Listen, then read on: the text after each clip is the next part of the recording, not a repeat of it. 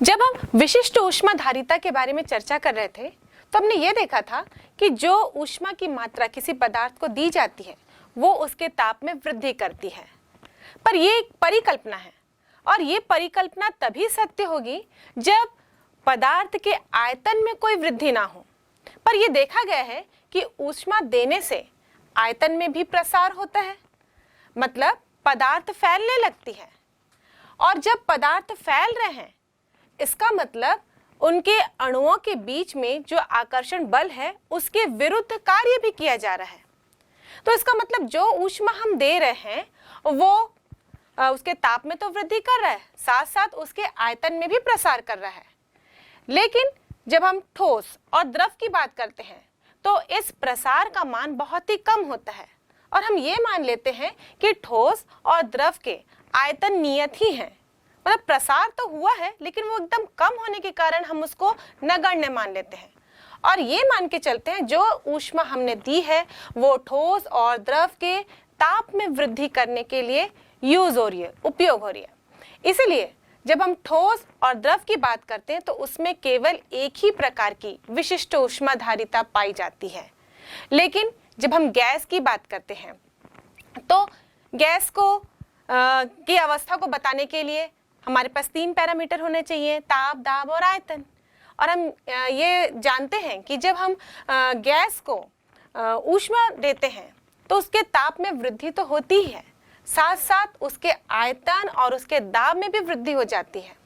और ये भी देखा गया है कि यदि हम आयतन को नियत करके एक निश्चित द्रव्यमान के गैस के ताप को 1 डिग्री सेल्सियस बढ़ाते हैं तो उसमें जो ऊष्मा की मात्रा दी जानी चाहिए उसका मान जब हम निश्चित दाब में रखकर उसी गैस के उसी द्रव्यमान के ताप को 1 डिग्री सेल्सियस बढ़ाते हैं तो इसमें दी जाने वाली ऊष्मा के मान से अलग होती है। मतलब निश्चित दाब पर अलग मान आता है ऊष्मा का, निश्चित आयतन पर अलग मान आता है ऊष्मा का, जबकि वही द्रव्यमान के गैस को ताप को हम 1 डिग्री सेल्सियस बढ़ा रहे हैं। तो इसका मतलब यहाँ पर विशिष्ट ऊष्माधारिता एक प्रकार की नहीं होगी, यहाँ पर विशिष्ट ऊष्माधारिता 2 प्रकार की होगी, एक स्थिर आयतन पर और एक स्थिर दाब पर। और इसीलिए जब हम गैसों में विशिष्ट ऊष्माधारिता की चर्चा करते हैं तो इसे 2 प्रकार में विभाजित कर देते हैं। तो सबसे पहले हम जानेंगे स्थिर आयतन पर गैस की विशिष्ट ऊष्माधारिता। यहाँ पर नाम से समझ में आ रहा है हमको क्या चीज स्थिर रखना है, नियत रखना है, आयतन। और जब आयतन नियत होगा और उस कंडीशन में एक निश्चित द्रव्यमान के गैस को हम ऊष्मा दे रहे हैं तो वो केवल उसके ताप में वृद्धि करता है। और स्थिर आयतन पर गैस की विशिष्ट ऊष्माधारिता को हम CV से रिप्रेजेंट करते हैं। ये V लिखा है, V stands for constant volume. Volume को हम V से रिप्रेजेंट करते हैं, इसलिए यहाँ पर हमने CV से इसको रिप्रेजेंट किया है। यहाँ CB आप स्मॉल लेटर में लिखेंगे और उसके नीचे एक छोटा सा इनिशियल डालेंगे और V से रिप्रेजेंट करेंगे। तो CV यहाँ पर स्थिर आयतन पर गैस की विशिष्ट ऊष्माधारिता कहलाती है। और इसका सूत्र देखें तो CV बराबर होता है delta Q upon M delta T। जो विशिष्ट ऊष्माधारिता का हमने सूत्र लिखा था ये वही सूत्र है, बस यहाँ पर हम आयतन को नियत रख रहे हैं इसलिए हम यहाँ पर CV से इसे रिप्रेजेंट कर रहे हैं।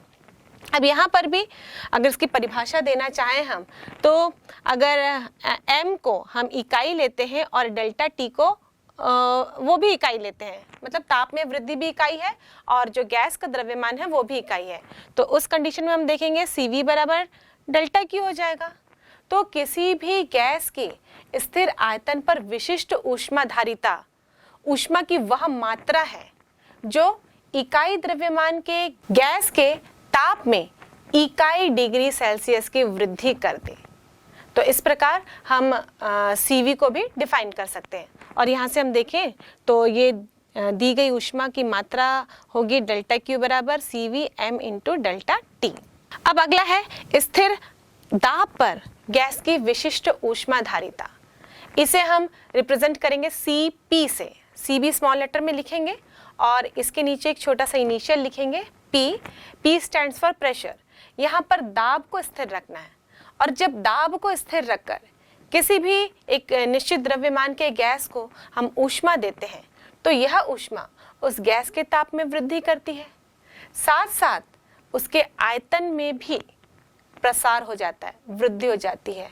या यूं कहें कि जो दाब के विरुद्ध यहाँ पर कार्य हो रहा है, दाब तो लगाया गया है, दाब स्थिर है, लेकिन जो ऊष्मा दी जा रही है वो ऊष्मा का एक भाग इस दाब के विरुद्ध कार्य करने में भी व्यय हो रहा है। और Cp का यदि हम सूत्र देखें तो Cp बराबर होता है delta Q upon m into delta T। और इसे परिभाषित करने के लिए हम m बराबर भी इकाई लेते हैं, डेल्टा T बराबर भी इकाई लेते हैं। तो Cp यानी कि स्थिर दाब पर गैस की विशिष्ट ऊष्माधारिता, ऊष्मा की वह मात्रा है जो किसी भी गैस के इकाई द्रव्यमान के ताप में इकाई वृद्धि कर सके या 1 डिग्री सेल्सियस की वृद्धि कर सके। और इस प्रकार हम देखें यहाँ पर जो दी गई ऊष्मा है उसका फॉर्मूला हम देखें तो डेल्टा Q बराबर होगा Cp m into delta T।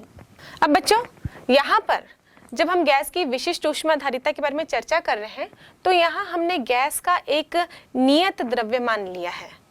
बच्चों ये भी देखा गया है कि द्रव्यमान नियत हो तो अलग अलग गैस में अणुओं की संख्या अलग अलग होगी। अगर डेंस गैस होगा, भारी गैस होगा, उस कंडीशन में हम देखें तो अणुओं की संख्या कम होगी, और रेयरर गैस होगा तो उस समय अणुओं की संख्या अधिक होगी। तो 1 ग्राम द्रव्यमान गैस की बात करें तो इसमें अणुओं की संख्या अलग अलग होती है। तो जब हम गैसों का कैलकुलेशन करते हैं तो जनरली हम गैसों को ग्राम में नहीं कैलकुलेट करते, बल्कि गैसों को हम मोल में कैलकुलेट करते हैं, ताकि उनमें अणुओं की संख्या सेम हो और एक निश्चित कैलकुलेशन पर हम पहुंच सकें और एक नियत फॉर्मूला हम बना सकें। इसलिए जब भी गैसों को हम रिप्रेजेंट करेंगे तो अधिकतर हम उसको मोल में लेते हैं। और मोल के बारे में मैंने आपसे पहले ही चर्चा की। 1 मोल यदि गैस लेते हैं तो उसमें एवोगैड्रो संख्या के पार्टिकल्स होते हैं, यानी 6.023 into 10 to the power 23 particles उसमें मौजूद होंगे। इसलिए चाहे आप ऑक्सीजन ले रहे हैं, नाइट्रोजन ले रहे हैं, कार्बन डाइऑक्साइड ले रहे हैं, आप डेंस गैस ले रहे हैं, रेयरर गैस ले रहे हैं, उससे कोई फर्क नहीं पड़ता। यदि आप 1 मोल गैस की बात कर रहे हैं मतलब उसमें नंबर ऑफ पार्टिकल्स सेम होंगे। तो यहाँ पर कैलकुलेशन करने में आसानी होती है, 2 गैसों के बीच में जो कॉन्सेप्ट है उसको कंपेयर करने में आसानी होती है। इसलिए हम जनरली गैसों के लिए मोल कॉन्सेप्ट को इस्तेमाल करते हैं। और इसीलिए यहाँ पर जो हमने विशिष्ट ऊष्माधारिता का कॉन्सेप्ट लिया है उसे हम मोलार विशिष्ट ऊष्माधारिता के रूप में भी पढ़ते हैं, जानते हैं। तो आइए बच्चों देखते हैं कि किसी भी गैस की मोलार विशिष्ट ऊष्माधारिता क्या होती है। ये भी 2 प्रकार की होगी, एक स्थिर आयतन पर होगी और एक स्थिर दाब पर होगी। बस फर्क यहाँ पर है कि आपने जो नियत द्रव्यमान का गैस लिया था, एक निश्चित द्रव्यमान का गैस लिया था, उसके स्थान पर आपको 1 मोल गैस लेना है। और उस समय जब हम ऊष्मा की मात्रा देंगे उस गैस को तो यह उसके ताप में वृद्धि करेगी। और यह ताप में वृद्धि 2 प्रकार से हो सकती है, एक स्थिर आयतन पर होगा और दूसरा स्थिर दाब पर। तो पहला हम देखते हैं स्थिर आयतन पर गैस की मोलर विशिष्ट ऊष्माधारिता। यहाँ नाम से समझ में आ रहा है क्या स्थिर रहेगा, आयतन स्थिर रहेगा। और इस मोलर विशिष्ट ऊष्माधारिता को हम CV से रिप्रेजेंट कर रहे हैं। विशिष्ट ऊष्माधारिता नियत आयतन पर भी हमने CV से रिप्रेजेंट किया था, पर वहां पर जो C था वो स्मॉल लेटर था, और यहाँ पर जो C हमने लिया है वो कैपिटल लेटर C है। तो कैपिटल लेटर C और नीचे आप एक इनिशियल लिखेंगे, V स्टैंड्स फॉर वॉल्यूम। अब इसका सूत्र देखें तो ये होगा delta Q upon N into delta T। यहाँ पर N मोलों की संख्या है, वहां पर हमने M लिखा था जब हम विशिष्ट ऊष्माधारिता के बारे में चर्चा कर रहे थे। M मतलब कोई भी निश्चित द्रव्यमान का गैस था, और यहाँ N बोल रहे हैं, N मतलब मोलों की संख्या है। अब CV को यदि परिभाषित करना हो तो N बराबर 1 लेंगे, यानी कि 1 मोल गैस लेंगे, और उसके ताप में कितनी वृद्धि करनी है, इकाई वृद्धि करनी है। तो इस प्रकार CV बराबर हो जाएगा डेल्टा Q, यानी कि किसी भी गैस की स्थिर आयतन पर मोलार विशिष्ट ऊष्माधारिता उस ऊष्मा के मान के बराबर होती है जो किसी भी 1 मोल गैस के ताप में इकाई वृद्धि कर सके। और इस प्रकार हम देखें तो दी गई ऊष्मा का सूत्र हो जाएगा डेल्टा क्यू बराबर CV into N into delta T. यदि हम गैस के अणुभार यानी कि मॉलिक्यूलर वेट को कैपिटल M से दर्शाते हैं तो बच्चों CV बराबर होता है M इंटू CV, यानी कि मोलार विशिष्ट ऊष्मा धारिता स्थिर आयतन पर बराबर होती है अणुभार इंटू स्थिर आयतन पर गैस की विशिष्ट ऊष्मा धारिता के। और ये संबंध आपको याद रखना है बच्चों, क्योंकि जब कभी न्यूमेरिकल क्वेश्चंस आते हैं तो इस प्रकार हमको कन्वर्शन करने के लिए इस सूत्र की आवश्यकता होती है। अब इसी में अगले प्रकार की विशिष्ट ऊष्मा धारिता है स्थिर दाब पर गैस की मोलर विशिष्ट ऊष्मा धारिता। इसे हम रिप्रेजेंट करते हैं कैपिटल लेटर C और नीचे इनिशियल लिखेंगे P। P stands for pressure. यहाँ पर कांस्टेंट प्रेशर पर हमको मोलार विशिष्ट ऊष्मा धारिता ज्ञात करनी है और इसका सूत्र होता है Cp बराबर delta Q upon N delta T। और यदि इस सूत्र में भी n बराबर 1 लें, डेल्टा T बराबर भी इकाई लें, तो किसी भी गैस की स्थिर दाब पर मोलार विशिष्ट ऊष्मा धारिता ऊष्मा की वह मात्रा होगी जो 1 मोल के गैस के ताप में इकाई वृद्धि कर सके। और यहाँ पर दी गई ऊष्मा का फॉर्मूला होगा डेल्टा Q बराबर Cp into N into delta T। और बच्चों जो मोलर विशिष्ट ऊष्मा धारिता और विशिष्ट ऊष्मा धारिता उसमें भी अगर हम संबंध देखें तो यहाँ पर हम गैस के अणुभार से गुणा करेंगे, मतलब ये जो संबंध है उसमें गैस का अणुभार भी आ जाएगा।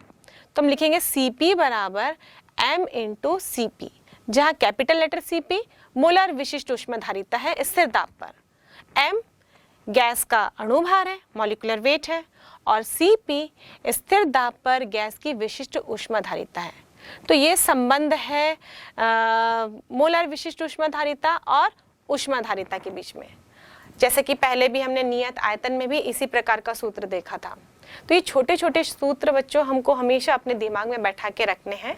एक्चुअली ये कॉन्सेप्ट है, जब हम मॉलिक्यूलर वेट को विशिष्ट ऊष्मा धारिता से गुणा कर देते हैं तो वो मोलर विशिष्ट ऊष्मा धारिता का सूत्र बन जाता है। तो इस प्रकार बच्चों हमने किसी भी गैस के लिए स्थिर दाब और स्थिर आयतन दोनों ही स्थिति में मोलर विशिष्ट ऊष्मा धारिता का सूत्र देखा, उसके कॉन्सेप्ट को समझा। अब ये बताइए कि Cp और Cv दोनों में से किसका मान अधिक होता है? इन दोनों में कौन सी राशि बड़ी है? एक्चुअली जब हम विशिष्ट ऊष्मा धारिता के बारे में चर्चा करते हैं तो हम यही कहते हैं कि ये दी गई ऊष्मा की मात्रा है, मतलब ये दोनों ही तो ऊष्मा की मात्रा है। तो दोनों ही स्थिति में किसमें ऊष्मा की मात्रा अधिक देनी होती है? जिसमें ऊष्मा की मात्रा अधिक देनी होगी मतलब वह मान बड़ा होगा। अब बात करते हैं हम स्थिर आयतन पर मोलार विशिष्ट ऊष्मा धारिता की यानी Cp की। जब आयतन स्थिर रहेगा और आप ऊष्मा दे रहे हैं 1 मोल गैस को, तो वो सीधे उसके ताप में वृद्धि करेगा और यही तो हम कहते हैं उसके ताप में वृद्धि होनी चाहिए, और तो ये सीधे उसके ताप में ही वृद्धि कर रहा है। तो जितनी ऊष्मा हम दे रहे हैं गैस को वो सीधे ताप में वृद्धि करने के लिए व्यय हो रही है। लेकिन जब दाब स्थिर हो जाता है उस समय जब आप ऊष्मा देते हैं तो ये ताप में वृद्धि करता है, तो कुछ भाग ताप में वृद्धि करने में व्यय होता है और कुछ भाग इस नियत दाब के विरुद्ध कार्य करने में व्यय होता है, क्योंकि अब इस स्थिति में आयतन में प्रसार होगा, अणु एक दूसरे से दूर दूर जाएंगे।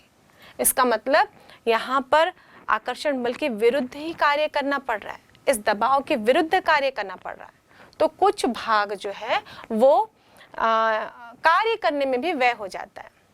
अब दोनों ही स्थिति को हम कंपेयर करें तो दूसरी स्थिति में दी गई ऊष्मा की मात्रा अधिक होगी, क्योंकि यहाँ पे 2 प्रकार से कार्य हो रहा है, एक तो ताप में वृद्धि हो रही है और दूसरा उसके आयतन में भी प्रसार हो रहा है। तो दूसरी स्थिति में दी गई ऊष्मा की मात्रा अधिक होगी और इसीलिए Cp का मान Cv की तुलना में अधिक होता है। और ये Cp और Cv का जो अंतर है वो एक नियत राशि होती है। और हम यहाँ से देखें तो Cp माइनस Cv बराबर होता है R, जहाँ R यूनिवर्सल गैस कांस्टेंट है, सार्वत्रिक गैस नियतांक, यानी कि एक नियत राशि है। और ये जो समीकरण आपको दिख रहा है Cp minus Cv equal to R, इस समीकरण को हम एक स्पेशल नाम से पुकारते हैं, इसे हम मेयर का सूत्र कहते हैं। बच्चों, ये मेयर्स इक्वेशन बहुत ही इंपॉर्टेंट इक्वेशन है। ये आपको फिजिक्स में भी देखने को मिलेगा और आप केमिस्ट्री में भी मेयर्स का इक्वेशन पढ़ेंगे। इनफैक्ट केमिस्ट्री में तो आप ये मेयर का इक्वेशन डिराइव भी करेंगे कि Cp माइनस Cv बराबर R कैसे होता है। तो फिलहाल बस आप यहाँ पर मेयर का सूत्र याद रखिए और इस कॉन्सेप्ट को समझिए कि Cp का मान Cv से हमेशा ग्रेटर होता है।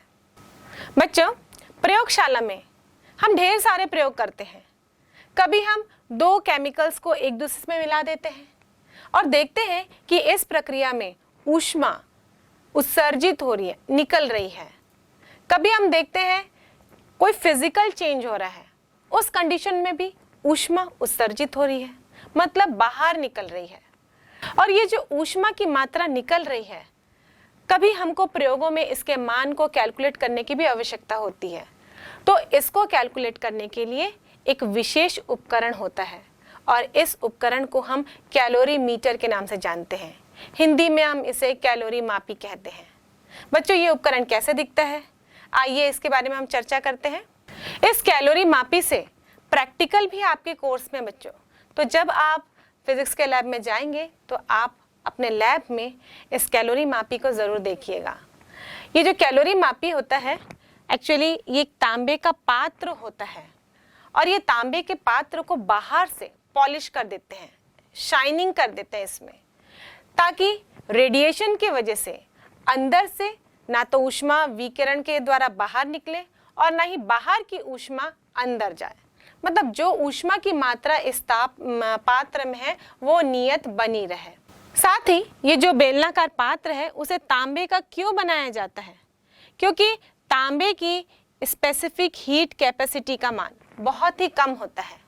इसका मान 0.095 कैलोरी प्रति ग्राम प्रति डिग्री सेल्सियस होता है और इसीलिए इसको बहुत कम ऊष्मा देने पर भी इसके ताप में वृद्धि हो जाती है। बच्चों, इस कॉन्सेप्ट के बारे में हमने पहले भी खूब चर्चा की है कि जिस पदार्थ की विशिष्ट ऊष्मा का मान अधिक होता है वो देर से गर्म होता है और देर से ठंडा होता है, और जिसका मान कम होता है वो जल्दी गर्म होता है और जल्दी ठंडा भी हो जाता है। तो यह तांबे की विशिष्ट ऊष्माधारिता का मान कम है। इसका मतलब इसको कम ऊष्मा देने पर ही इसके ताप में वृद्धि हो जाएगी। पर इसका उपयोग कहाँ होगा? क्योंकि जो मिक्सचर हम लेंगे इस पात्र के अंदर, उसका ताप हमको ज्ञात करना है। एक्चुअली इस कैलोरी मापी में हम मिक्सचर्स के ताप को ज्ञात करते हैं। मतलब हमने एक डिफरेंट टेम्परेचर में एक सब्सटेंस लिया है और दूसरा सब्सटेंस हमने अलग टेम्परेचर में लिया है। जब हम इन दोनों को मिक्स करेंगे तो ऊष्मा प्रवाहित होगी उच्च ताप वाले पदार्थ से निम्न ताप वाली पदार्थ की ओर। और कब तक ये प्रवाह होगा? जब तक दोनों के ताप बराबर ना हो जाए। तो सेम ऐसे ही यहाँ पर भी हमने दो अलग अलग द्रव लिए हैं या फिर हमने मिक्सचर लिया एक ठोस या द्रव का, और उसको जब हम मिक्स करते हैं तो इनके ताप में परिवर्तन होता है और ये दोनों एक निश्चित ताप पर आ जाते हैं। जिसका ताप अधिक है उसका कम हो जाता है, जिसका कम है उसका अधिक हो जाता है, और ये एक इक्विलिब्रियम टेम्परेचर पर आ जाते हैं। इसी इक्विलिब्रियम टेम्परेचर को हम इस कैलोरी मापी की सहायता से कैलकुलेट करते हैं। अब जैसे ही इस सिलेंडर के अंदर हम इस मिक्सचर को डालते हैं, किसी भी द्रव को डालते हैं जिसका ताप हमको कैलकुलेट करना है, तो इसमें से ऊष्मा जो है वो तांबे की ओर प्रवाहित होगी। तांबे का विशिष्ट ऊष्माधारिता का मान कम है, इसलिए ये कम ऊष्मा लेके ही अपने ताप को बढ़ा देगा और ये द्रव का ताप और तांबे का ताप बराबर हो जाएगा। अब द्रव और तांबे का ताप यदि बराबर हो जाता है तो अब द्रव में से ऊष्मा तांबे की ओर प्रवाहित नहीं होगी, क्योंकि जब दोनों के ताप बराबर होते हैं तो ऊष्मा का प्रवाह रुक जाता है। और इसीलिए ही हम तांबे का इस्तेमाल करते हैं, ताकि ज़्यादा ऊष्मा उस द्रव के अंदर से बाहर प्रवाहित ना हो। तांबे के पात्र के कारण ही ये प्रवाह जल्दी रुक जाता है। यदि हम किसी और धातु का पात्र लेते तो ज़्यादा ऊष्मा की मात्रा उस द्रव से निकल जाती और इसके कारण उस द्रव का ताप भी शायद हो सकता है चेंज हो जाता। तो इसी एक्यूरेसी को बनाए रखने के लिए हम तांबे के पात्र का इस्तेमाल करते हैं। साथ ही इस तांबे के पात्र के अंदर जो हमने मिक्सचर लिया, द्रव लिया है, उसके ताप को एक समान रखने के लिए हम उसे लगातार हिलाते रहते हैं। यदि हम ओपन करके उसे हिलाएंगे तो बहुत सारी ऊष्मा वातावरण में भी प्रवाहित हो जाएगी, इसलिए हम इसे ढक कर हिलाते हैं। और इसीलिए हम एक इसमें स्टीरर का इस्तेमाल करते हैं, जो इस प्रकार की आकृति का होता है, जिसको एक छिद्र के जरिए यहाँ पर इस तांबे के पात्र के अंदर डाला जाता है। और ये स्टीयरर भी तांबे का होता है, क्योंकि तांबे का एक विशेष गुण अभी हमने जाना, तो ये स्टीयरर भी इस तांबे का ही बनाया जाता है। अब ये जो बेलनाकार तांबे का पात्र है वो लकड़ी के बक्से के अंदर रखा जाता है। हम जानते हैं लकड़ी भी कुचालक है, और साथ ही ये लकड़ी के बक्से के अंदर हम कोई कुचालक पदार्थ भी रख देते हैं, जैसे रुई होगा या कुशन होगा, ताकि मैक्सिमम हीट लॉस को हम रोक सकें। जितनी ऊष्मा है उसको इस लकड़ी के अंदर बचाया जा सके। अब नहीं, ये जो कुशन है वो चालन और संवहन के द्वारा जो भी हीट का लॉस हो रहा है उसको रोकती है। और इस पूरे बक्से को एक लकड़ी के ढक्कन से ही ढक दिया जाता है, क्योंकि लकड़ी कुचालक होता है। अब यहाँ पर इस ढक्कन में दो छिद्र होते हैं। एक छिद्र की सहायता से हम उसके अंदर स्टीयरर डाल देते हैं और दूसरे छिद्र की सहायता से हम थर्मामीटर डालते हैं, जिसका बल्ब जो है वो इस द्रव के अंदर डूबा होता है, ताकि हम इस द्रव के ताप को नोट कर सकें। और स्टीयरर की सहायता से लगातार इस द्रव को अंदर हिलाते रहते हैं, ताकि वो एक कांस्टेंट टेम्परेचर को मेंटेन कर सके। और इस प्रकार कैलोरी मापी की सहायता से हम ताप को मेजर कर सकते हैं। अभी कैलोरी मापी किस सिद्धांत पर कार्य करता है? ये कैलोरीमीटर मिश्रण के नियम के सिद्धांत पर कार्य करता है। अब ये मिश्रण का नियम क्या होता है? यदि हम दो अलग अलग ताप वाली वस्तु को एक दूसरे के संपर्क में लाते हैं, तो जिस वस्तु का ताप अधिक है उसमें से ऊष्मा उस वस्तु तक प्रवाहित होती है जिसका ताप कम है।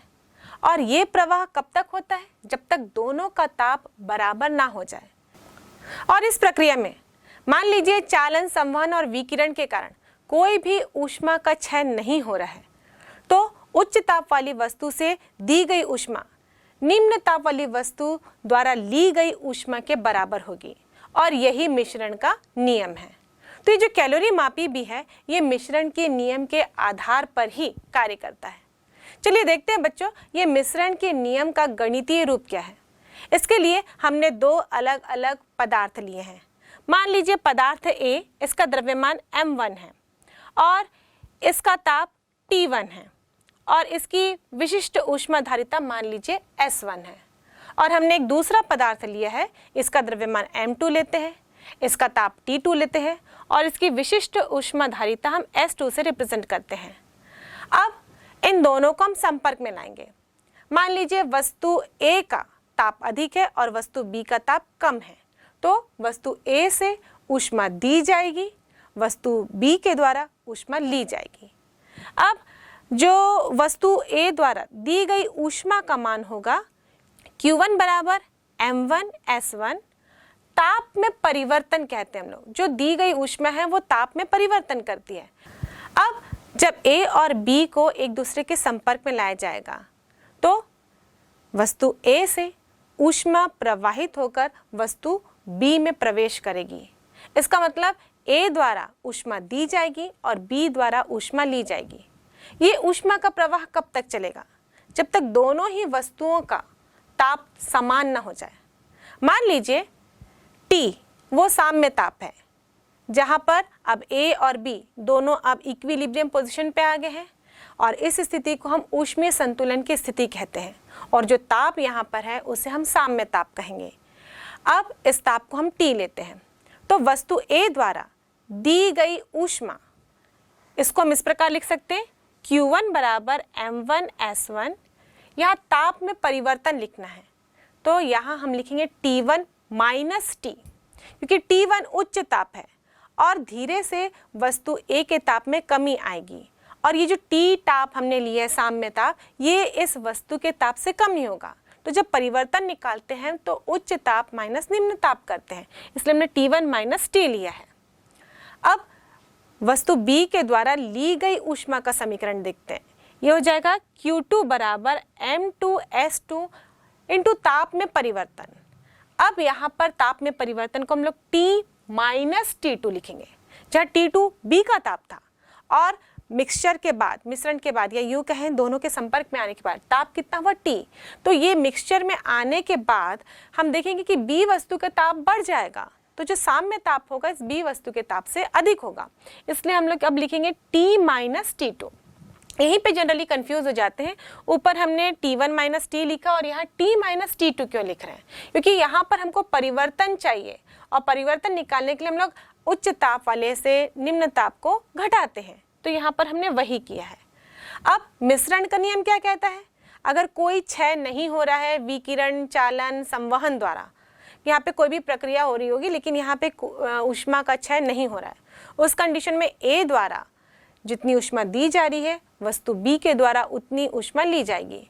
इसलिए दोनों इक्वेशंस को हम इक्वेट कर देते हैं, यानी कि Q1 बराबर Q2 करेंगे तो ये हो जाएगा m1s1 T1 minus T equal to m2s2 T minus T2। और इस समीकरण के द्वारा हम इसमें से अज्ञात राशि को पता कर सकते हैं। अब देखते हैं यहाँ पर जो m1 है, m2 है, T है, T1 है, T2 है, ये तो प्रयोग द्वारा ज्ञात किए जा सकते हैं। अब बची दो राशियाँ S1 और S2, जिसमें से S1 पदार्थ A की विशिष्ट ऊष्मा है और S2 पदार्थ B की विशिष्ट ऊष्मा है। जब हम प्रयोग करते हैं तो इसमें से एक पदार्थ की विशिष्ट ऊष्मा हमें ज्ञात होती है और दूसरे पदार्थ की विशिष्ट ऊष्मा को हमें ज्ञात करना होता है। तो यहाँ से अगर दोनों में से कोई भी एक हमें ज्ञात हो, मान लीजिए S1 ज्ञात है तो हम S2 को ज्ञात कर सकते हैं, और अगर S2 ज्ञात है तो उसकी सहायता से हम S1 को ज्ञात कर सकते हैं। तो कैलोरीमीटर इसी समीकरण के आधार पर कार्य करता है, और जब कैलोरीमीटर यूज़ करके हम प्रैक्टिकल करते हैं और गणना करते हैं तो इसी प्रकार के सूत्र का इस्तेमाल करते हैं। बच्चों, अभी तक हमने जितने भी कॉन्सेप्ट ऊष्मा से जुड़े हुए पढ़े उसमें हमने देखा कि यह ऊष्मा ताप में वृद्धि कर रही है। अब यदि ताप में वृद्धि ना हो तो पदार्थ की अवस्था में परिवर्तन होना शुरू हो जाता है। बच्चों, हम जानते हैं कि द्रव्य की यानी मैटर की, पदार्थ की तीन अवस्थाएं होती हैं, ठोस, सॉलिड, द्रव, लिक्विड, गैस। तो जब ताप नियत हो जाता है तो उस कंडीशन में अवस्था में परिवर्तन होना शुरू हो जाता है, और इसे ही हम अवस्था परिवर्तन के नाम से जानते हैं, यानी कि चेंजिंग स्टेट। अब ये अवस्था परिवर्तन इन तीनों में किस प्रकार होगा, इसको समझने के लिए हम एक साइक्लिक ऑर्डर ले लेते हैं। मान लीजिए हम ठोस, द्रव और गैस को एक साइकिल द्वारा रिप्रेजेंट कर रहे हैं, तो ये परिवर्तन ठोस का द्रव में हो सकता है, इसके विपरीत द्रव का ठोस में भी होता है, द्रव का गैस में होता है, गैस का द्रव में भी हो सकता है। साथ ही यहाँ देखें तो गैस का ठोस में होगा और ठोस का गैस में भी होगा। तो इस प्रकार पदार्थ की एक अवस्था जो है वो दूसरे अवस्था के रूप में परिवर्तित भी हो सकती है। तो आइए देखते हैं ये अवस्था परिवर्तन किन किन रूपों में होता है। तो सबसे पहले हम स्टडी करेंगे ठोस से द्रव में परिवर्तन। ठोस से द्रव में परिवर्तन की प्रक्रिया को हम गलन कहते हैं या पिघलना कहते हैं, और एक निश्चित ताप पर ही यह प्रक्रिया होती है, और इस निश्चित ताप को हम गलनांक कहते हैं। गलनांक यानी कि मेल्टिंग पॉइंट। बच्चों, आपने देखा होगा कि बर्फ को ऊष्मा दी जाने पर वो पिघलने लगती है। अब ये गलनांक कितना होगा, मतलब बर्फ जो है वो द्रव में, लिक्विड में कन्वर्ट होगी, ये टेम्परेचर कितना होगा। इसको जानने के लिए हमने इस प्रयोग को कैलोरीमीटर की सहायता से किया। कैलोरीमीटर के अंदर हमने कुछ बर्फ के टुकड़े रख दिए। अब ये जो बर्फ के टुकड़े वाला पात्र था वो एक निश्चित ताप वाले ऊष्मक में रख दिया, मतलब उसका एक निश्चित ताप रख दिया। अब धीरे धीरे क्या होगा, ये बर्फ पिघलने लगेगी। अब इस कैलोरीमीटर के अंदर हमने थर्मामीटर तो डाला ही था। थर्मामीटर से हम लगातार हर एक मिनट के बाद ताप को नोट करते रहेंगे। और जब हमने ताप को हर एक मिनट के बाद नोट किया और देखा कि जब तक पूरी बर्फ द्रव में पिघल गई तब तक इसका ताप 0 डिग्री सेल्सियस ही था। तो 0 डिग्री सेल्सियस पर यहाँ पर दोनों अवस्थाएं मौजूद थी, बर्फ भी था और पिघल के ये द्रव में भी कन्वर्ट हो रहा था। तो जो 0 डिग्री सेल्सियस है यानी यह नियत ताप, इसमें बर्फ द्रव में चेंज हुआ, पानी में कन्वर्ट हुआ, तो यह ताप कहलाता है गलनांक। और इस निश्चित ताप पर द्रव और ठोस ये दोनों ही अवस्थाएं ऊष्मीय संतुलन की स्थिति में रहेंगी, क्योंकि यहाँ पर दोनों का ताप एक समान है, इसलिए हम कहते हैं कि ये दोनों ही ऊष्मीय संतुलन की स्थिति में होंगे। तो इस प्रकार हम कह सकते हैं कि जब हम किसी पदार्थ को ऊष्मा देना प्रारंभ करते हैं तो सबसे पहले तो उसके ताप में वृद्धि होती है, और जब ताप में वृद्धि नियत हो जाए उस कंडीशन में अवस्था में परिवर्तन हो जाता है। और एक नियत ताप पे जब पदार्थ एक अवस्था से दूसरी अवस्था में पहुंच जाता है तो इस नियत ताप का एक स्पेशल नाम होता है। और फिलहाल इस स्थिति में जब ठोस से द्रव में कन्वर्ट हो रहा है तो इसे हम मेल्टिंग पॉइंट यानी कि गलनांक के नाम से जानते हैं। तो 0 डिग्री बर्फ के लिए गलनांक कहलाता है। और इस गलनांक का मान दाब पर भी निर्भर करता है। ये जो 0 डिग्री सेल्सियस गलनांक की बात कर रहे हैं हम बर्फ के पानी में कन्वर्ट होने की, ये वायुमंडलीय दाब पर है। लेकिन यदि दाब के मान को परिवर्तित कर दिया जाए तो ये गलनांक का मान भी चेंज हो जाता है। तो चलिए इसको समझने के लिए हम एक एक्टिविटी करते हैं। बच्चों, इस एक्टिविटी के साथ साथ मैं आपको कुछ क्वेश्चंस पूछूंगी। आप इस क्वेश्चंस के आंसर अपने आप से सोचते रहिए। फिर इस एक्टिविटी को पूरा देखने के बाद हम इस क्वेश्चंस को डिस्कस करेंगे। यहाँ पर हमें क्या दिख रहा है, हमने एक बर्फ की सीली ली है और इस बर्फ की सीली को हमने 2 ऊर्ध्वाधर सपोर्ट पर खड़ा कर दिया है। अब एक तार लिया है और उस तार के दोनों छोर में हमने समान भार लटका दिया है और इस तार को हमने सीली के दोनों ओर से पार कर दिया है। अब बताइए क्या होगा। हमने इसमें लटका दिया, भार दोनों तरफ समान है और हमने बीचों बीच इस भार को लटकाया है। अब आप सोचिए कि क्या होगा, यहाँ पे क्या प्रक्रिया होगी। तो सबसे पहले तो दिमाग में आपके यही आया होगा कि बर्फ धीरे धीरे पिघल जाएगी। ऐसा ही होगा, बर्फ पिघलेगी। बर्फ के पिघलने से क्या होगा, इस रस्सी के दोनों छोर पर बराबर भार लटके हुए हैं तो ये बर्फ पर दबाव भी डाल रही है। अब इस दबाव के कारण हम देखेंगे कि ये रस्सी नीचे की ओर आएगी। अब सोचिए, जब ये जो तार है, रस्सी मतलब यहाँ पर जो तार लिया हमने वो धातु की तार ली है, मतलब मजबूत तार ली है। अब ये धातु की तार क्या इस बर्फ की सीली को काट पाएगी? क्योंकि जैसे जैसे बर्फ पिघलते जाएगा ये कमज़ोर होते जाएगा, मतलब इसकी जो विड्थ है वो कम होते जाएगी। तो क्या ये जो धातु के तार है जिसमें दोनों ओर बराबर वजन लटके हैं, ये बर्फ को 2 टुकड़ों में बांट देगा? आइए थोड़ा देर देखते हैं क्या होता है। तब तक आप सोचते रहिए, आप सोच रहे होंगे कुछ ना कुछ। हम देखते हैं कि बर्फ पिघलती जा रही है, पिघलती जा रही है। और ये क्या, ये रस्सी, ये धातु की तार इस बर्फ के बीचों बीच नीचे गिर गई, मतलब इसने बर्फ के बीच में अपना मार्ग बना लिया। तो चलिए देखते हैं, ये बर्फ 2 भागों में बट गई होगी।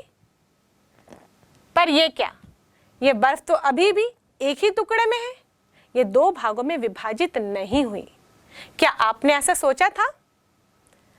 आपने जरूर ऐसा सोचा होगा कि बर्फ 2 टुकड़े में बट गई होगी, और जब आपने इस धातु की तार को वजन से नीचे गिरते देखा तब आप निश्चित रूप से अनुमान लगा लिए होंगे कि ये बर्फ 2 टुकड़ों में बट गई होगी। लेकिन यहाँ पर दाब का प्रभाव पड़ता है गलनांक पर। यहाँ पर ठोस और द्रव दोनों एक ही ताप पर मौजूद होंगे। अब हम यहाँ देख रहे हैं कि तार का हिस्सा जो बर्फ को टच कर रहा है, मतलब वो बर्फ पर दबाव डाल रहा है, दबाव के कारण दाब बढ़ते जाएगा तो इसका मेल्टिंग पॉइंट घट जाएगा और इसलिए वहां की बर्फ जल्दी पिघलने शुरू हो जाएगी। लेकिन तार के ऊपर के हिस्से में जो पानी बन चुका है, अब वहां पर कोई भी दबाव नहीं है। तार के नीचे हिस्सा ही बर्फ पर दबाव डाल रहा है, लेकिन तार का ऊपर हिस्सा दबाव नहीं डाल रहा है। इसका मतलब यहाँ पर अब भी वह पानी उस बर्फ के साथ ऊष्मीय संतुलन की अवस्था में है, यानी कि अगर वो वातावरण की बात कर रहे हैं, एटमॉस्फेरिक प्रेशर में ही रखा गया है तो 0 डिग्री सेल्सियस पे ही होगा और इसलिए वह पानी फिर बर्फ के रूप में जम जाएगा। और जैसे जैसे ये तार नीचे की ओर आते जाएगी, नीचे का हिस्सा दबाव डालते जाएगा और पिघलते जाएगा, नीचे आते जाएगा। लेकिन ऊपर के हिस्से की बात करें तार के, तो ऊपर पिघला हुआ पानी ऊपर पहुंचेगा, फिर ये बर्फ के संपर्क में आएगा, ये ऊष्मीय संतुलन में होगा और ये फिर जमने लगेगा और इस प्रकार दोबारा यहाँ पर बर्फ जमना शुरू हो जाता है, ना कि पूरी बर्फ एक साथ पिघल के टूट जाती है। और इस प्रक्रिया को हम एक स्पेशल नाम भी देते हैं, हम इसे पुनर्हिमायन भी कहते हैं और इंग्लिश में इसे हम आइस रिजोल्यूशंस कहते हैं। और इसी प्रक्रिया में हम देखेंगे कि ये बर्फ जो है एक सॉलिड, एक ही टुकड़े के रूप में रहती है, ना कि ये 2 भागों में विभाजित होती है। तो इस प्रकार आपने देखा कि दाब का प्रभाव मेल्टिंग पॉइंट पर पड़ता है और इसका उपयोग कहाँ करते हैं हम? बच्चों, आपने स्केटिंग देखा है। इस स्केटिंग में या तो कोई गाड़ी रहती है जो बर्फ के ऊपर चलती है, या फिर हम स्केट शू पहनकर स्केटिंग करते हैं। और आप देखे होंगे कि जो स्केटिंग करने वाले वो बड़ी आसानी से इस बर्फ पर स्केट कर लेते हैं, फिसल जाते हैं, क्योंकि जब स्केट शू के द्वारा बर्फ पर दबाव डाला जाता है तो उस दबाव के कारण उसका गलनांक कम हो जाता है, उसकी मेल्टिंग पॉइंट डिक्रीज हो जाती है और इसलिए उतना हिस्सा पिघलना शुरू हो जाता है, यानी कि पानी बनना शुरू हो जाता है, द्रव में कन्वर्ट होना शुरू होता है। और अब ये द्रव स्केटिंग शू और बर्फ के बीच में स्नेहक का काम करता है, लुब्रिकेशन का काम करता है और इसके कारण ही जो करतब दिखाने वाले हैं वो आसानी से इसमें फिसल पाते हैं और मनमोहक करतब दिखाते हैं। बच्चों, इस अवस्था परिवर्तन में हमने ठोस का द्रव में परिवर्तन देखा, ऐसे ही द्रव का भी ठोस में परिवर्तन होता है और इस विपरीत प्रक्रिया को हम फ्रीजिंग कहते हैं।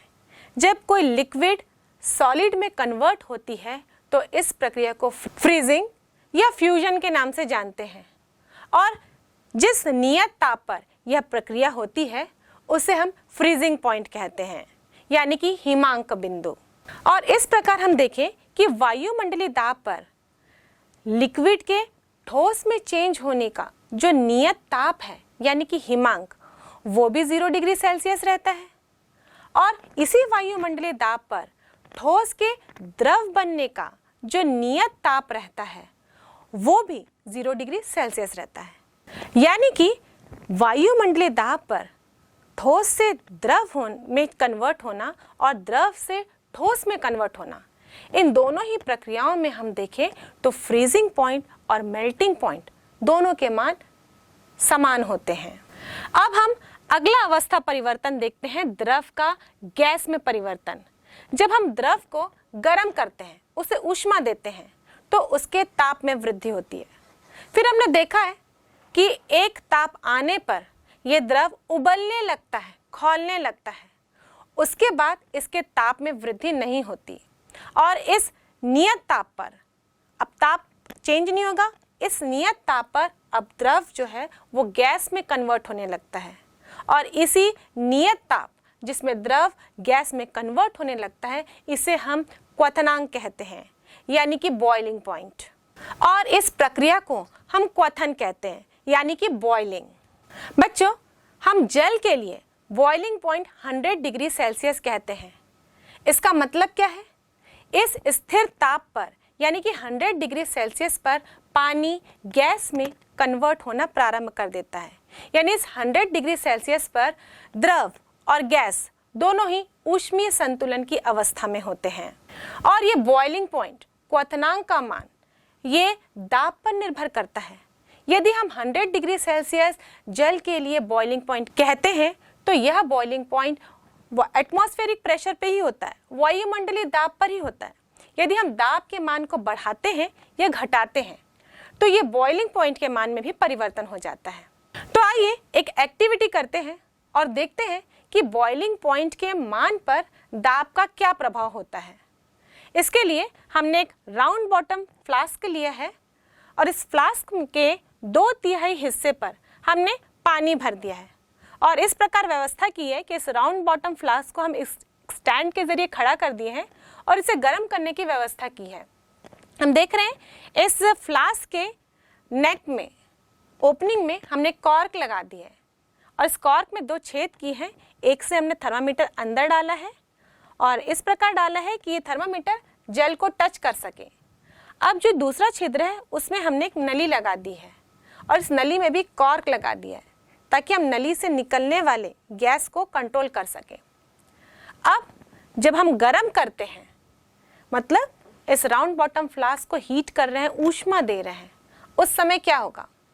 जैसे ही हम इसको ऊष्मा देते जाते हैं इसके ताप में वृद्धि होती है और अगर हम थर्मामीटर को देखें तो इसके ताप में वृद्धि होगी। जहां ये पानी उबलने लगता है, खौलने लग रहा है, उस स्थिति में यदि हम थर्मामीटर के टेम्परेचर को नोट करें तो ये कितना होगा? वही जो इस जल का बॉइलिंग पॉइंट है, यानी कि 100 डिग्री सेल्सियस। अब 100 डिग्री सेल्सियस पे आकर इस थर्मामीटर में जो इंक्रीज हो रहा था वो रुक जाएगा, क्योंकि यह वो नियत ताप है जिसमें कि लिक्विड अब गैस स्टेट में चेंज हो रहा है, यानी कि ये जो जल है वो भाप में कन्वर्ट होगा। अभी ये जो भाप है वो इस नली के द्वारा बाहर जा रही थी। यूँ कह सकते हैं कि अभी ये जो प्रक्रिया हो रही थी ये एटमॉस्फेरिक प्रेशर के अंदर में ही हो रही थी, इसलिए यहाँ पर बॉइलिंग पॉइंट का मान 100 डिग्री सेल्सियस है। अब हम इस प्रकार व्यवस्था करते हैं कि इस नली में कॉर्क को बंद कर देते हैं, मतलब जो भाप अभी यहाँ बना है उसको हमने पैक कर दिया इस राउंड बॉटम फ्लास्क में। अब जब भाप इसमें पैक हो जाएगा तो ये भाप जो है दबाव डालेगा और यूँ कह सकते हैं इस राउंड बॉटम फ्लास्क के अंदर दाब इंक्रीज हो जाएगा। उस कंडीशन में बताइए इस थर्मामीटर में क्या प्रभाव पड़ेगा, मतलब ताप में क्या प्रभाव पड़ेगा? तो जब हम इस थर्मामीटर को देखें तो इसमें भी ताप बढ़ जाएगा। उबलने की प्रक्रिया यहाँ पर भी जारी है, लेकिन अब ताप और बढ़ गया। पहले 100 डिग्री सेल्सियस में ये जल बॉईल हो रहा था, लेकिन अब दाब बढ़ाने पर बॉइलिंग पॉइंट भी इंक्रीज हो गया। इसका मतलब दाब बढ़ाने से ताप में भी, यानी कि इसके बॉइलिंग पॉइंट में भी वृद्धि हो जाती है। अब चलिए हम अब दाब को घटाकर देखते हैं। इसके लिए हमने इस राउंड बॉटम फ्लास्क को इस तरह से उल्टा कर दिया है और इसके ऊपर हम पानी डाल देते हैं। पानी डालने से क्या होगा? अब ये जो भाप है वो द्रव में कन्वर्ट होना शुरू हो जाएगा, क्योंकि जब इसका टेम्परेचर गिरेगा तो भाप जो है वो द्रव में कन्वर्ट होना शुरू होगा, यानी कि अब जो भाप की वजह से दाब था वो कम हो जाएगा। और इस कंडीशन में बताइए थर्मामीटर में क्या प्रभाव पड़ेगा, यानी कि ताप में क्या प्रभाव पड़ेगा? तो यहाँ से हम देखें तो इस थर्मामीटर का ताप भी गिर गया। इस स्थिति में इस राउंड बॉटम फ्लास्क के अंदर पानी अभी भी उबल रहा है, लेकिन यह बॉइलिंग अब कम ताप में हो रही है और इस तरह से हम कह सकते हैं कि दाब घटाने से बॉइलिंग पॉइंट भी डिक्रीज हो जाता है। तो इस तरह से बच्चों हमने दाब के प्रभाव बॉइलिंग पॉइंट के ऊपर देखा। अब बताइए इसका उपयोग हम कहाँ करते हैं? अपने किचन में, प्रेशर कुकर में। प्रेशर कुकर एक ऐसा उपकरण है जो स्टीम प्रेशर से काम करता है। हम ढक्कन लगा देते हैं, सीटी लगा देते हैं उसमें और उसके अंदर जो स्टीम होती है उसको हम रोक लेते हैं। अब बताइए हमने इसके अंदर कोई फूड मटेरियल डाला है, पानी डाला है, इसे पका रहे हैं। जब पानी को ऐसे खुले पतीले में पकाया जाता है तो उसमें 100 डिग्री सेल्सियस में उबाल आ जाता है, मतलब पानी उबलना शुरू हो जाता है, खौलना शुरू हो जाता है, मतलब वो पानी द्रव से भाप में कन्वर्ट होना शुरू हो जाता है। लेकिन अब इस प्रेशर कुकर के अंदर हमने दबाव को बढ़ा दिया, तो अब इस पानी का बॉइलिंग पॉइंट इंक्रीज हो जाएगा और ये देखा गया है कि प्रेशर कुकर के अंदर जो पानी का बॉइलिंग पॉइंट है वो 100 से बढ़कर 120 या तो 125 डिग्री सेल्सियस हो जाता है। इसका मतलब अब बॉइलिंग पॉइंट इंक्रीज हो गया तो इसके अंदर जो भी फूड मटेरियल होंगे वो अच्छी तरह से पक जाते हैं, और इसीलिए आपने देखा होगा कि प्रेशर कुकर का इस्तेमाल करके हम दाल को अच्छी तरह से गला सकते हैं।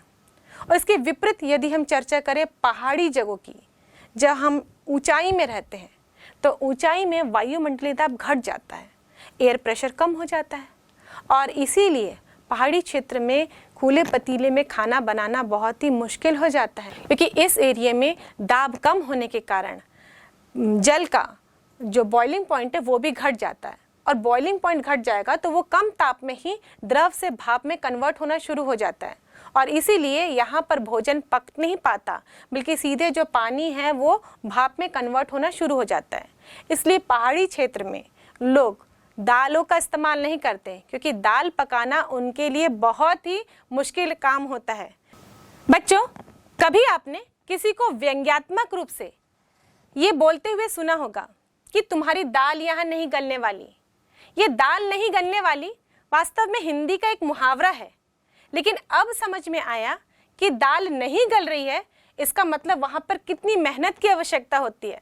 तो पहाड़ी क्षेत्र में ऐसा ही होता है, वहाँ कितनी भी मेहनत कर लो, यानी कितनी भी ऊष्मा दे दो, वहाँ दाब कम होने के कारण उनकी दाल नहीं गलती। अभी हमने द्रव अवस्था से गैस अवस्था में परिवर्तन देखा, और इसे हम क्वथन के नाम से जानते हैं। पर द्रव का वाष्प में परिवर्तन, इस प्रक्रिया को हम वाष्पन कहते हैं। गैस और वाष्प में फर्क होता है। वाष्प यानी वेपर्स, यानी कि ड्रॉपलेट्स में कन्वर्ट होना। क्वथन और वाष्पन, ये दोनों प्रक्रिया में फर्क है। क्वथन की प्रक्रिया एक नियत ताप पर होती है, एक निश्चित ताप पर होती है, जबकि वाष्पन की प्रक्रिया प्रत्येक ताप में हो सकती है। यानी कि द्रव का वाष्प में कन्वर्ट होना ये किसी भी ताप पर हो सकता है। इसका एक उदाहरण है, यदि आप एक कपड़े को अगर फैलाकर सुखा देते हैं, हम देखते हैं कि धीरे से उसमें जो पानी है वो अपने आप गायब हो जाता है, यानी कि कपड़ा ड्राई हो जाता है, सूख जाता है। यानी उसमें जो पानी था, द्रव था, वो वाष्प में कन्वर्ट हो गया। और ऐसा नहीं कि आप केवल धूप में इस कपड़े को सुखाएं तो ही ये सूखेगा, आप घर के अंदर शेड में भी डाल देते हैं इस कपड़े को तो भी ये सूख जाता है, क्योंकि यहाँ पर होती है वाष्पन की प्रक्रिया, और ये किसी भी ताप पर हो सकती है। ऐसे ही आप किसी फैले हुए पात्र में किसी द्रव को भर देते हैं, हम देखते हैं कि धीरे धीरे वो द्रव कम होने लगता है। अब द्रव कम होने लग रहा है, वह ऐसा पात्र तो नहीं है जो कि एब्जॉर्व करता होगा। मान लीजिए हमने मेटालिक पात्र लिया है, कोई ग्लास का लिया है, कोई प्लास्टिक का लिया है, उसमें द्रव कैसे कम हो जाता है? क्योंकि यहाँ पर भी वाष्पन की प्रक्रिया होती है और ये द्रव धीरे धीरे वाष्प में कन्वर्ट हो जाता है। अब बताइए, इसका उपयोग हम कहाँ करते हैं? अपने किचन में ही। घर में जो हम पानी को ठंडा करने के लिए मटका इस्तेमाल करते हैं मिट्टी का, वहाँ पर भी वाष्पन की ही प्रक्रिया होती है। अब इस मटके के अंदर रखा हुआ जल ठंडा कैसे हो जाता है? बच्चों, ये जो मिट्टी का पॉट होता है, मटका, इसमें छोटे छोटे छिद्र होते हैं, और जब हम इस मटके में पानी भरते हैं तो इस छोटे छोटे छिद्र से पानी रिसकर बाहर आ जाता है, और जैसे ये सतह पर आता है तो यहाँ वाष्पन की प्रक्रिया होती है, और वाष्पन की प्रक्रिया के लिए आवश्यक ऊष्मा इस घड़े के अंदर भरे जल से ही प्राप्त होती है। मतलब अब जो घड़े के अंदर का जल है उसमें से ऊष्मा ली जाएगी, और इसीलिए वो घड़े के अंदर का जल ठंडा हो जाता है। तो इस प्रकार हमने देखा कि वाष्पन की प्रक्रिया यानी कि द्रव का वाष्प में बदलना, और बॉइलिंग की प्रक्रिया, क्वथन की प्रक्रिया यानी द्रव का गैस में परिवर्तित होना, इन दोनों में अंतर है। तो चलिए एक सारणी के जरिए इन दोनों में अंतर स्पष्ट करते हैं। वाष्पन, क्वथन, यह एक धीमी क्रिया है, यह एक तीव्र क्रिया है। वाष्पन प्रत्येक ताप पर होता है, क्वथन एक निश्चित ताप पर यानी कि क्वथनांक पर होता है। यह क्रिया द्रव के स्वतंत्र तल पर ही होती है। यह क्रिया संपूर्ण द्रव में होती है। वाष्पन में द्रव का ताप कम हो जाता है, क्वथन में द्रव का ताप नियत रहता है। तो इस प्रकार बच्चों, हमने अलग अलग द्रव अवस्था को देखा और इसको हम साथ साथ अपने दैनिक जीवन में उपयोग के साथ रिलेट करके पढ़ते भी जा रहे हैं ताकि आप इसके एप्लीकेशन को समझ सकें। और इन्हीं दोनों अवस्थाओं के बीच में विपरीत अवस्था परिवर्तन भी होता है, यानी गैस अवस्था से द्रव अवस्था में भी परिवर्तन होता है और इस प्रक्रिया को हम द्रवीकरण कहते हैं। इंग्लिश में हम इसे कंडेंसेशन के नाम से जानते हैं। अब अगला अवस्था में परिवर्तन देखते हैं हम, ठोस से गैस अवस्था में परिवर्तन। बच्चों, हम साधारणतः ये जानते हैं कि ठोस में जो मॉलिक्यूल्स होते हैं वो एकदम क्लोजली पैक्ड होते हैं और लिक्विड्स में थोड़े दूर दूर होते हैं और गैस में बहुत दूर दूर होते हैं। और जब हम किसी ठोस को ऊष्मा देते हैं तो उसके अणुओं में ऊष्मीय ऊर्जा आ जाती है, जिसके कारण वो वाइब्रेट होने लगते हैं, अपनी जगह से गति करने लगते हैं और एक दूसरे के बीच में जो आकर्षण बल है उसके विरुद्ध वो एक दूसरे से दूर जाने लगते हैं। अब अणु एक दूसरे से दूर जा रहे हैं, उस कंडीशन में उसकी अवस्था में परिवर्तन होगा। दूर पहुंच गए यानी कि अब वो लिक्विड अवस्था में आ जाते हैं। उसके बाद इस लिक्विड स्टेट को, द्रव अवस्था को हम ऊष्मा देते हैं, इसके अणु और दूर हो जाते हैं, मतलब अब वो गैस अवस्था में परिवर्तित हो रहे हैं। तो जब हम सॉलिड को ऊष्मा देते हैं तो वो लिक्विड में कन्वर्ट होता है, लिक्विड को देते हैं तो वो गैस में कन्वर्ट होता है। पर इसके अलावा ऐसी प्रक्रिया भी है जिसमें ठोस डायरेक्टली गैस में कन्वर्ट हो जाता है बिना लिक्विड अवस्था के, जैसे यहाँ हम देख रहे हैं। और इस प्रक्रिया को हम कहते हैं सब्लिमेशन, मतलब सीधा ठोस का गैसीय अवस्था में परिवर्तन। ये कहलाता है सब्लिमेशन और इसे हम हिंदी में कहते हैं ऊर्ध्वपातन। और ये सब्लिमेशन की प्रक्रिया ड्राई आइस यानी कि शुष्क बर्फ में होती है। एक्चुअली ये जो ड्राई आइस है ये ठोस कार्बन डाइऑक्साइड है। कार्बन डाइऑक्साइड जो कि गैसीय अवस्था में मौजूद होता है, लेकिन यहाँ जब सब्लिमेशन की प्रक्रिया होती है तो ये जो कार्बन डाइऑक्साइड है वो ठोसीय अवस्था में भी पाया जाता है।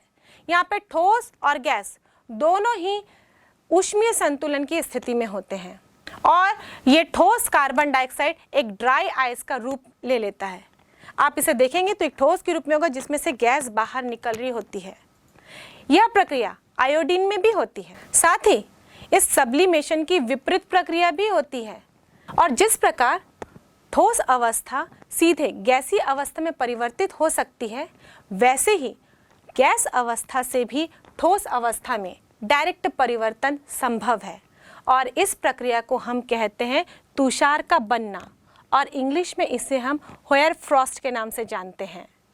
तो इस प्रकार बच्चों हमने पदार्थ की तीनों अवस्थाओं में परिवर्तन के अलग अलग रूपों को देखा और इनके विभिन्न कॉन्सेप्ट को अपने डेली लाइफ एग्जाम्पल से समझने का भी प्रयास किया। अभी हमने ये तीन स्थिति में दो विभिन्न अवस्थाओं में परिवर्तन को देखा और इस प्रक्रिया को हम किस नाम से पुकारते हैं ये भी जाना और साथ साथ इसमें जो एक नियत ताप था उसे भी हम एक स्पेशल नाम से जानते हैं।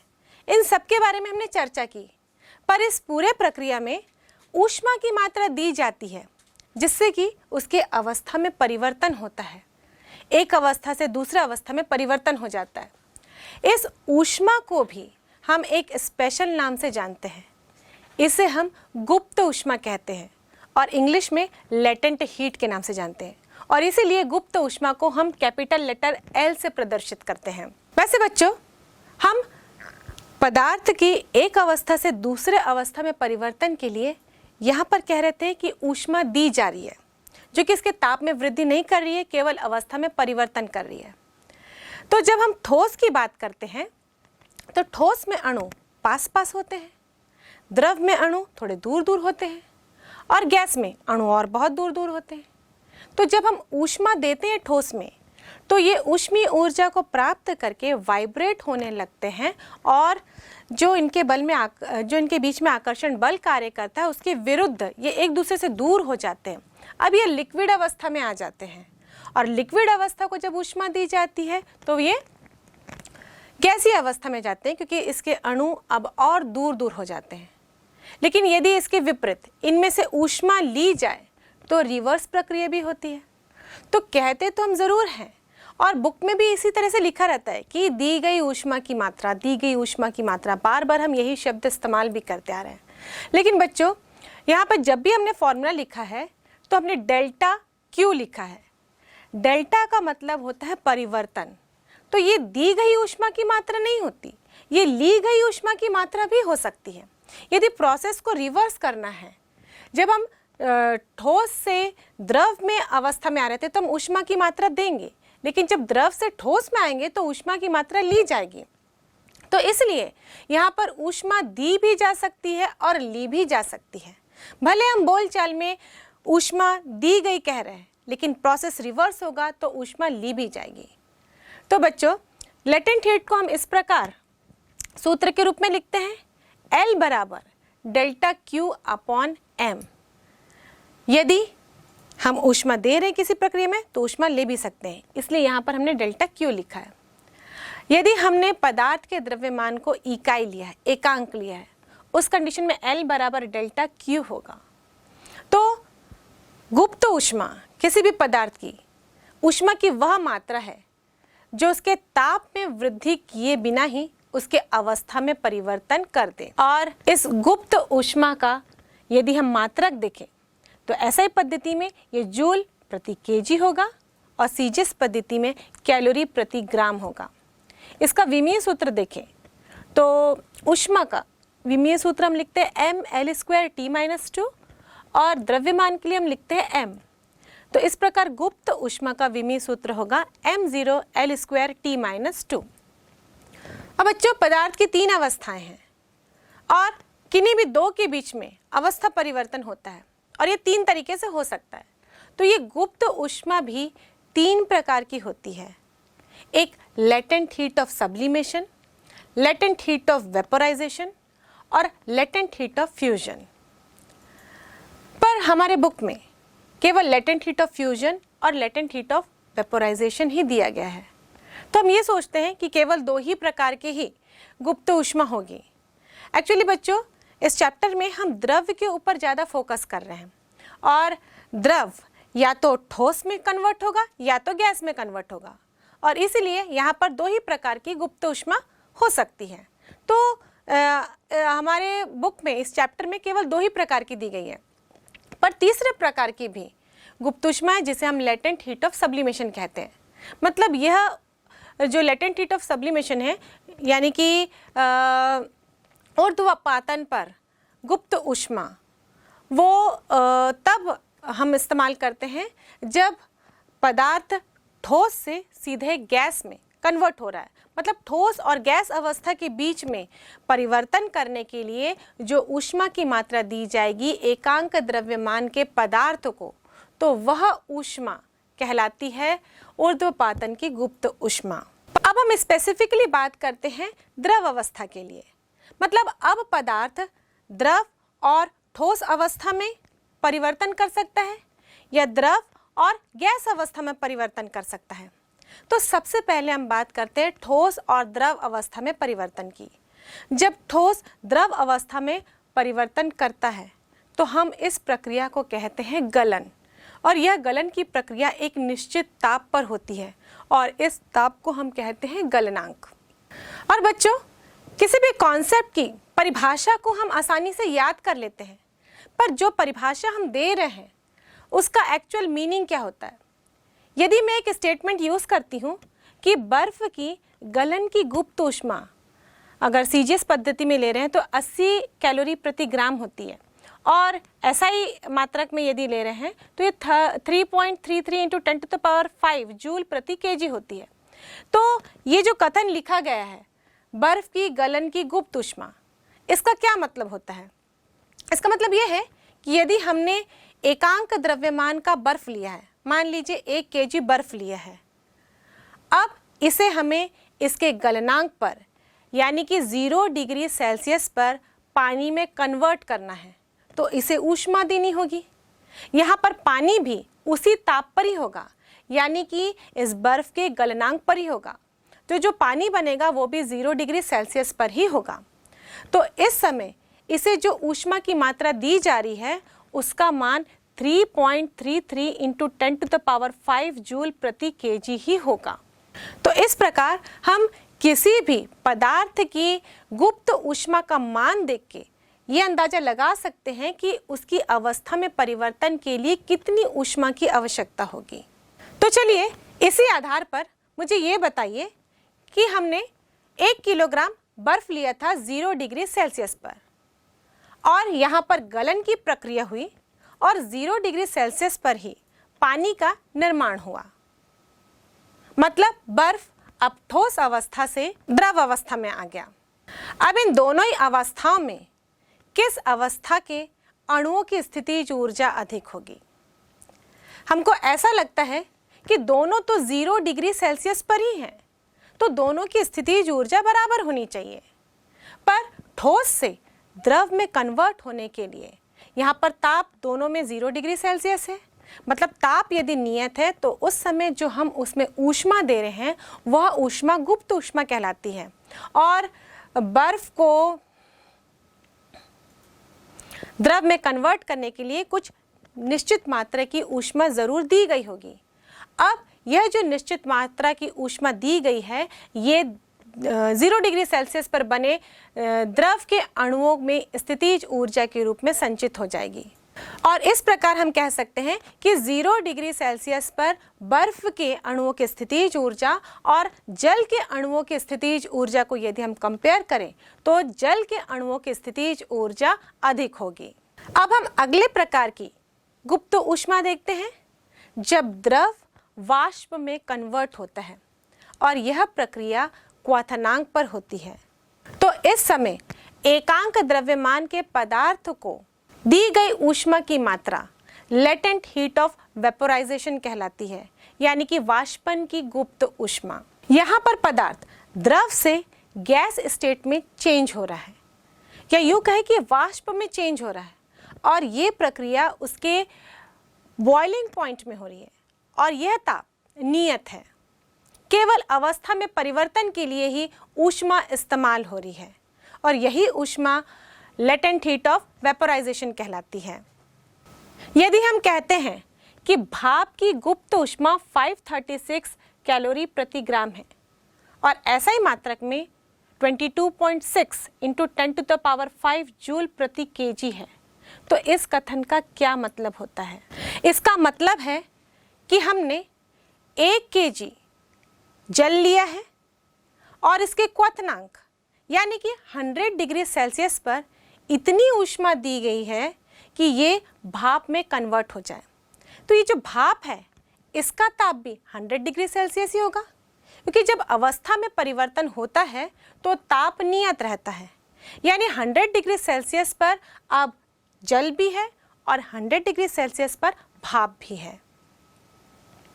और उस समय इस प्रक्रिया में दी गई ऊष्मा की मात्रा 22.6 इंटू 10⁵ जूल प्रति केजी होगी।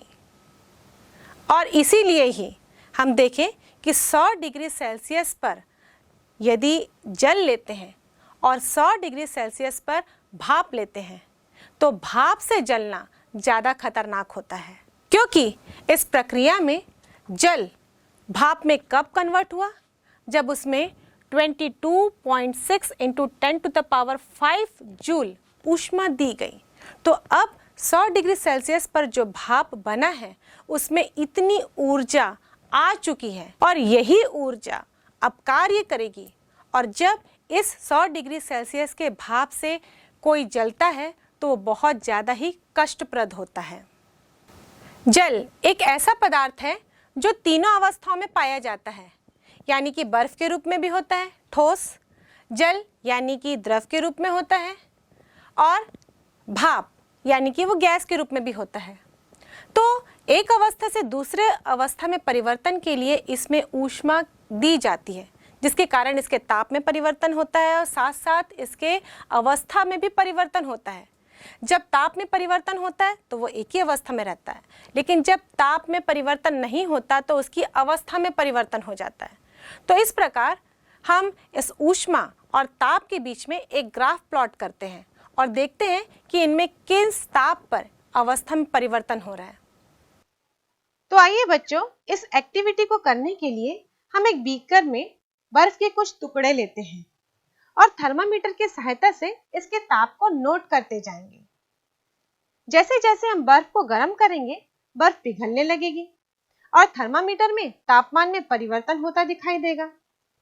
तो हम इस बर्फ की अवस्था में चेंज के साथ साथ इस थर्मामीटर में तापमान को भी नोट करते जाएंगे और एक ग्राफ बनाएंगे जो कि ऊष्मा और ताप के बीच में होगा। हम गर्म करते जा रहे हैं, इसका मतलब बर्फ को ऊष्मा देते जा रहे हैं। ऊष्मा धीरे धीरे, ये दी गई ऊष्मा बर्फ को ठोस अवस्था से धीरे धीरे द्रव अवस्था में लाने का प्रयास करेंगी।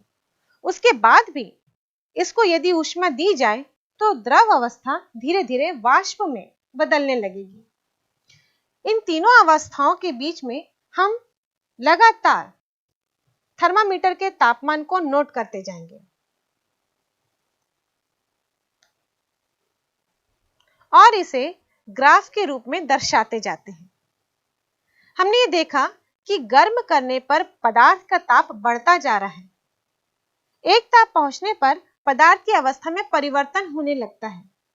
इस स्थिति में पदार्थ का ताप बढ़ना रुक जाता है।